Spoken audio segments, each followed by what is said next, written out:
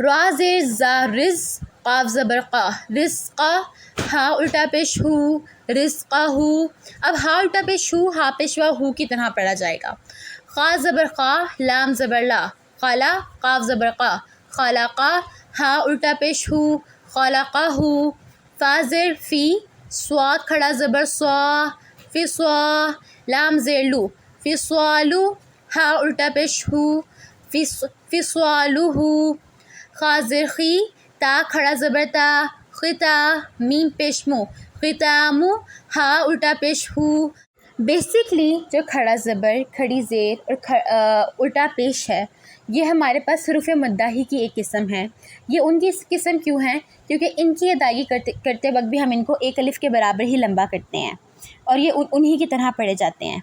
کھڑا زبر ہمیشہ حرف سے اوپر آتا ہے، کھڑی زیر ہمیشہ حرف سے نیچے آتی ہے، اور الٹا پیش ہمیشہ حرف کے اوپر آتا ہے. ہم لوگ کھڑا زبر کو الف مدہ کے مطلب کے طور پر استعمال کرتے ہیں. جس طرح با زبر الف با، اس کو ہم نے ایک حرف کے مطابق لمبا کیا ہے. اسی طرح با کھڑا زبر با اتنا ہی لمبا کیا ہے. ان دونوں کی ادائیگی سیم ہے، بس ان دونوں کی ریپرزنٹیشن میں ہمارے پاس فرق ہے. با اس طرح تا زبر الف تا، اس طرح تا کھڑا زبر تا، اس طرح با زیر یا بی، با کھڑی زیر بی. مطلب ہم لوگوں کے پاس ان کی ادائیگی بالکل سیم ہے، ان دونوں کی لمبا کرنے کی مقدار ایک جتنی ہے، بس ان کی ریپرزنٹیشن میں فرق ہے. اب کچھ ہم حروف کا پڑھتے ہیں. سب سے اہم بات، نون اور میم کو ادا کرتے وقت آواز ناک میں ضرورت سے زیادہ نہ جائے.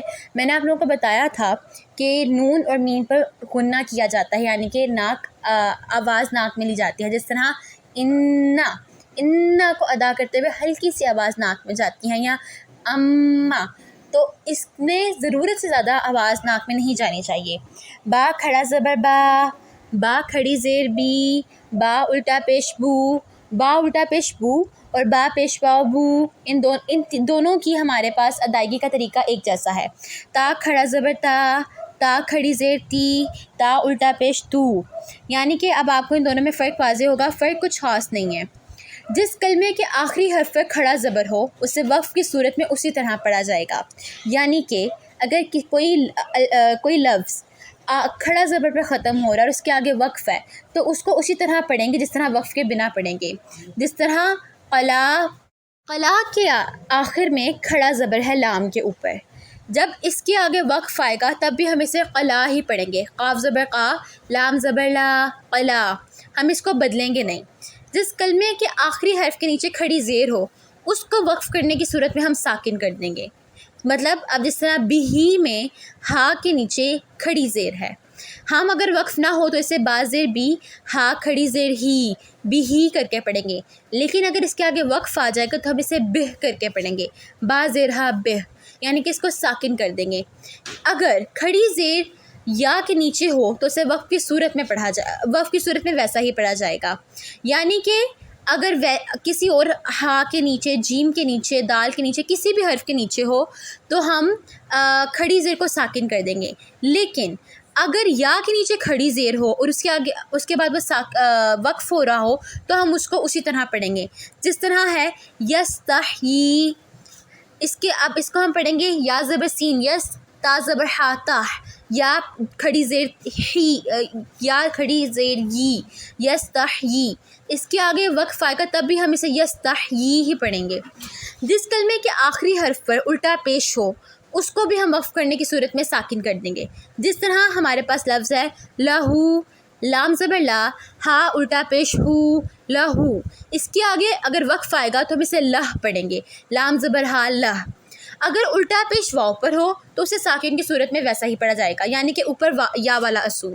اگر کھڑی زیر کسی بھی حرف کے نیچے ہو تو اسے ساکن کر دیں گے وقف کی صورت میں. لیکن اگر کھڑی زیر یا کے نیچے ہو تو وقف کی صورت میں ہم لوگ ساکن نہیں کریں گے بلکہ اسی طرح پڑھیں گے. اسی طرح اگر الٹا پیش کسی بھی لفظ کے اوپر ہو تو وقف کی صورت میں ہم اس کو ساکن کر دیں گے. لیکن اگر الٹا پیش واو کے اوپر ہو تو وقف کی صورت میں ہم اس کو ساکن نہیں کریں گے. جس طرح لتستووا، لام زیر لی، تا زبر سین تس، تا زبر تا، واو الٹا پیش وو، لتستووا، اس کو ہم وقف کی صورت میں بھی لتستووا ہی پڑھیں گے۔ بعض لوگ کھڑا زبر والے حرف پر وقف کرتے ہوئے 3 یا 4 الف کے برابر لمبا کرتے ہیں۔ ہم نے 3 یا 4 الف کے برابر لمبا نہیں کرنا، یہ بہت غلط ہے، صرف ہم نے 1 الف کے برابر ہی لمبا کرنا ہوتا ہے۔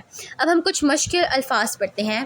فا زبر فا، لام زبر لا، فلا، ہا الٹا پیش ہو، فلاحو،